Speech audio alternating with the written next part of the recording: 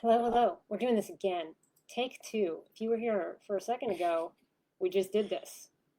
And Facebook decided that apparently we're just too awesome for Facebook. So here we go again because they dropped us, but we're coming back. So Heather Miracle, I swear we're coming back. So up here, I think that'll see who's on. So I'm waiting for somebody to be on. Okay. So we just wait. That awkward beginning of every life. There, I see a person. All right, Heather Miracle, hook us up again. So the comments are always delayed too. So here we go. We're doing this again. I'll get started. Gina, this is my husband. He's awesome. That's what we recapped from the last part before we got dropped. He has a background in art and cool stuff, but he's in information security now. And so Heather Miracle and Corey Miracle seem to have this fine addiction with security and wanting to know more about security. So he's the perfect man for the job. Hello. And every day, if it's not like every day in this Facebook group, there is a question. Is this a scam? We see that one come through. Is this a phishing email? Or I just got hacked and I lost my account on Facebook, right? We're hearing those things. So we're going to try to talk about that stuff tonight and see what we can help you with. So I'm here not to do the live. He's going to do the live. And what's very funny, I've just realized I'm doing it again, is that on my cookie page, because he works for a big company, I never ever say his name. And when Heather set up this live, she realized that she did not know his name. And I simply refer to him as Mr. Pink Turtle. So I'm just going to hand it over to Mr. Pink Turtle. He can decide if he wants to tell you his name or not. All right. So thank you. So it's not going to be me doing it. It's going to be we doing it. Yeah, I'll interview him. Yeah, we'll do an interview style. So thanks everyone for joining. I appreciate it. So I do have a art background, stumbled into information security and ultimately investigations, and have been doing it for 16, 17 years at this point. Security is something that we take very seriously. I want my family to be safe. I want our information to be safe. I want our money to be safe and our business to be safe as well. And it's not something to be taken lightly. There's a ton of people out there whose full-time job it is to do nothing but try to get your information, to sell it or to misuse it, and to try to ultimately get your money. And that's the game.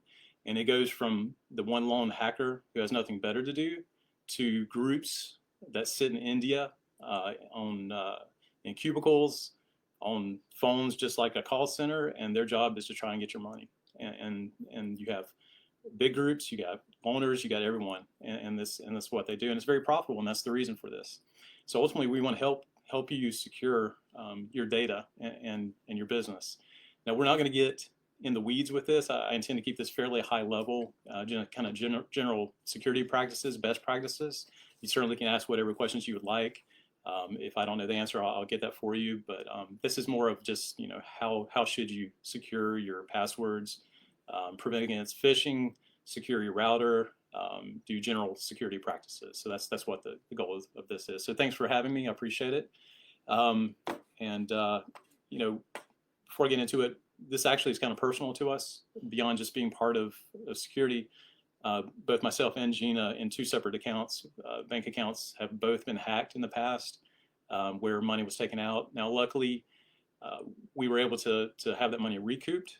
Now, the one account was a long time ago, before banks really wanted to give you your money back for that. It was kind of on the niche, the bleeding edge, and I had to work really hard to get that accomplished. But that caused me to take security far more seriously and to check my accounts quite often, such as my bank accounts and things like that, which I do probably a little more than the average person, but at least you can stay ahead of a situation before it gets really bad. So that's me. Basically, I'll have Gina kind of go through some various questions, and we'll do a kind of a question answer, and then chime in if you have any questions or whatever. So thank you. All right. So here's the deal. So obviously he kind of touched on it. We need to worry about password security. We've seen it with getting our money, getting our Facebooks gone, all, hacked and taken away, all that kind of weird stuff. So my question to him the other day was, because I totally don't think about this, but who is searching for information, and like how do they search? That was my question, was did they sit there and literally like type in a million numbers, or is there something automated? And so he had some interesting thoughts to share with me because I'm learning about this too. So I touched on this in my prologue there, that it can be any number of people. You have your individual hackers that are trying to get in. You have groups of people, organized crime that are trying to achieve it, and so forth. Ultimately, they're trying to get pieces of information they can put together that sell. So on the dark web, if you've ever heard of that, basically it's a place that a lot of illegal activity takes place. And when you have these breaches that you hear about, where 10 million IDs, personal PII, which is personally identifiable information, your information, when it's been taken in these breaches, they basically sell that information. And based on how reliable that information is, your price goes up. So if they have a credit card number for you and they verify that that credit card number works, then that increases the price that these people can buy. So essentially you have it's a multifaceted approach. You have the people that steal it, you have the people that are then selling it, and then the people that are buying it to misuse it. So they buy batches of hundreds of these at a time. You have your loners, your lone hacker that's just trying to get the information. They may try to social engineer you to get pieces of information, and then eventually get access to your bank account or your credit card or whatever to quickly get some money out before you realize it and before it can be stopped.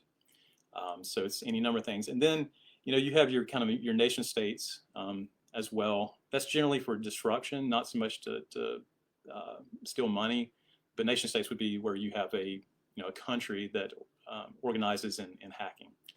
So there's just a lot of people out there that's their job because they can make money off of it. And that Heather's leading into the next question, which was, how can I tell if my password's been hacked? And she gave, have I been pawned? Is that how you say it? Have I been pawned? So that's thanks, Heather. You're skipping ahead. So that is a good website. So it's good. It doesn't capture everything, but you can basically enter your email address or any number of email addresses, because most of us have multiples that we use, and basically it'll tell you if you were a victim, if that email was a victim of a well-known breach. Now, here's the caveat: when there's a breach, it doesn't always get divulged immediately and does become public. And so there's quite a bit of time that passes before that your money's your account's been compromised, your information's been compromised. It also doesn't capture everything, but it's a great one to use. And I was going to actually mention that. So. And you have Pawn Me, PAWN Me? No, never mind. Okay. There's that one. So I thank you, Heather. I would encourage everyone to go there, type all their email addresses in, see what websites, and it's going to be based on whatever password you were using or information you were using at that time. You may see something from 10 years ago. So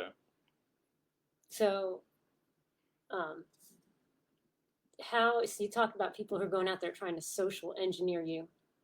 So how can social media lead to cracking a password? So this is something I'm big on too. So there's lots of ways they can get your information. One is, like I said, if there's been a breach of a company or a website, so they have your data out there, they mishandle it somehow, they make a mistake, they get hacked in some fashion, and they have all this information that you've given them on a database. So it could be a financial company which has a ton of information on you. It could be a website where you've clicked they ask for information, but then you've clicked the save this about me and you've saved your credit card and all that, and then they have access to it. So that's one of the ways they get this. But then there's low-tech ways that people can get access to your information. Social engineering is one of the primary ways.